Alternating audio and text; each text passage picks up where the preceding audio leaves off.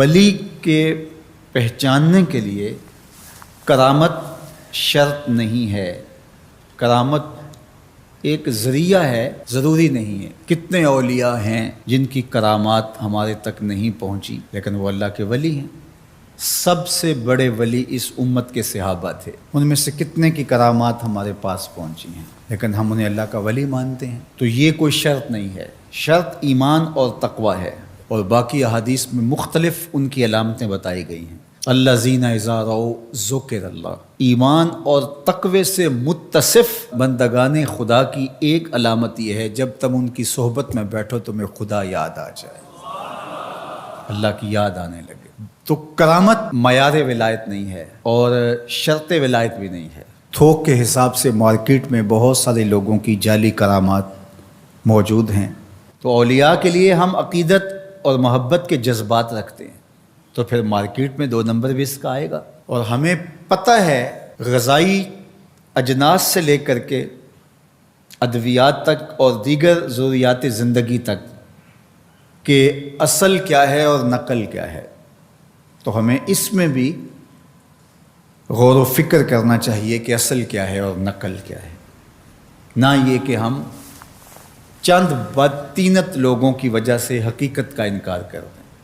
تو آج بھی کچھ لوگ ہیں جو کہتے ہیں جی چھوڑو، ہم نہیں مانتے کرامتوں شرامتوں کو، اس طرح کے لفظ بولتے ہیں، جبکہ کرامت کا من حیث الکرامت انکار کفر ہے۔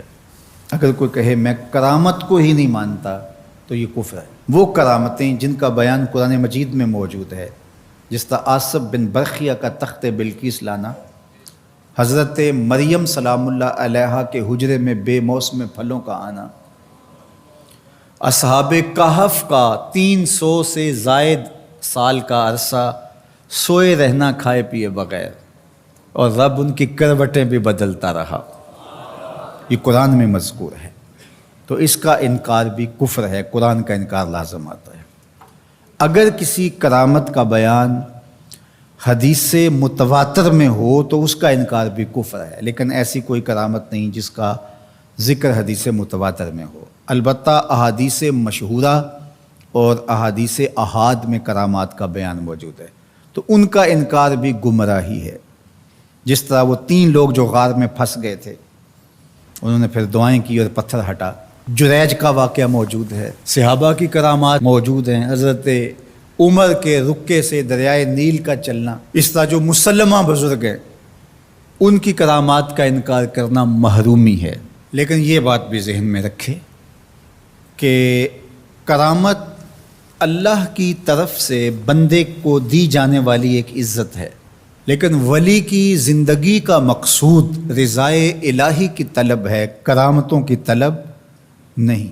لیکن عمومی طور پہ ہمارے اسٹیجوں کے اوپر اولیاء کے حوالے سے جو بات کی جاتی ہے، بس آپ سننے کے لیے بیٹھے ہیں اور خطیب صاحب نے کان پہ ہاتھ دھرا اور 2-4 کرامتیں سنائیں اور چلے گئے، معیار بتایا ہی نہ، جس کے نتیجے کے اندر بہت سارے عوام اس سے غافل ہوتے ہیں۔ میں اللہ کا شکر ادا کرتا ہوں کہ ہم نے ہمیشہ اس بات کا التزام کیا ہے کہ لوگوں کے سامنے پوری تصویر رکھیں، کیونکہ مجھے اس بات کا احساس ہے کہ آپ لوگ کتنی محنت کر کے کہاں کہاں سے چل کے آتے ہیں، پورے پاکستان میں بلکہ پوری دنیا میں ہم جہاں گئے ہیں، ہمارے سامنے جو لوگ آ کے بیٹھتے ہیں زیادہ تر طبقہ باشعور لوگوں کا ہوتا ہے، تو پھر ہماری ذمہ داریاں اور زیادہ بڑھ جاتی ہیں کہ ہم جو ہے وہ ان کے سامنے وہ بات کریں جو بات کرنی چاہیے۔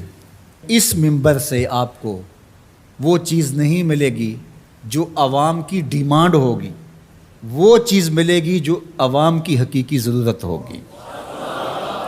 اس پر میں بھی اللہ کا شکر ادا کرتا ہوں، اس پر آپ کو بھی اللہ کا شکر ادا کرنا چاہیے، اور نہ یہ کہ کچھ 2 نمبر لوگوں کے رد عمل میں ہم حقیقت کا انکار کر دیں جس طرح معتزلہ کر رہے ہیں، اور ایک طبقہ وہ ہے جو رتب و یابس کو قبول کر رہا ہے، اور آپ نے ایسے شخص، ایسے لوگ کہ جو اچھے انسان بھی نہیں ہیں، لوگوں کو دیکھا ہے کہ ان کو ولی مان رہے ہیں اور ان سے اپنی حاجتیں طلب کر رہے ہیں، ان کو ہادی مان رہے ہیں، مرشد مان رہے ہیں۔ وہ شخص جو خود آشنا بھی نہیں ہے وہ تمہیں منزل آشنا کیسے کرے گا؟ میں کتنے لوگوں کو جانتا ہوں جن کو فہم دین ہی میسر نہیں ہے. یہ میں ان لوگوں کی بات نہیں کر رہا جو منہ دراز ہیں اور بالکل ننگ دھڑنگ ہیں، ان کی بات نہیں کر رہا. جو بظاہر حلیے میں بھی ہیں ان کا فہم دینی ناقص ہے. کتنے ایسے علماء کو جانتا ہوں ان کی توحید کا تصور ناقص ہے. تو یہ بدبختی ہوتی ہے. اب وہ کیا کسی کی رہنمائی کریں گے؟ جو خود ڈوب رہا ہے وہ کسی کا ہاتھ کیسے پکڑے گا؟ لیکن عوام ظاہر ہے ان کے گرد آئے اور ان کا کاروبار چمک رہا ہے، اور کرامتیں ہیں کہ تھوک کے حساب سے بنتی ہیں، اور پھر اس کی مارکیٹنگ کرنے والے بھی ہوتے ہیں، اور پھر اسی بنیاد پر ہی جو ہے وہ ان کا سارا سلسلہ چلتا ہے. اللہ کے ولی یہ نہیں چاہتے کہ ہماری کرامات ظاہر ہوں اور لوگ ہماری طرف لپکیں ہماری کرامت کی وجہ سے. یہ نہیں ہے. الکرامات حیض الرجال، جس طرح عورتیں ایام مخصوصہ کو چھپاتی ہیں، اللہ کے ولی بھی چھپاتے ہیں. وہ نہیں چاہتے کہ ہم اس حوالے سے جو ہے وہ پہچانے جائیں. باقی دور موجود کے اندر کسی صالح متقی شخص کی کوئی ایسی بات سامنے آئے تو شریعت کے میزان پہ پرکھا جائے. اگر وہ شریعت سے متصادم نہیں ہے تو مان لینے میں کوئی حرج نہیں ہے. لیکن اگر کسی کی سمجھ میں نہیں بھی آتا تو فرق نہیں پڑتا. لیکن کسی ولی سے کوئی دشمنی نہ رکھے. جو کسی ولی سے دشمنی رکھے تو اللہ فرماتا اس کا میرے ساتھ اعلان جنگ ہے، تو وہ پھر شخص محروم کر دیا جاتا ہے.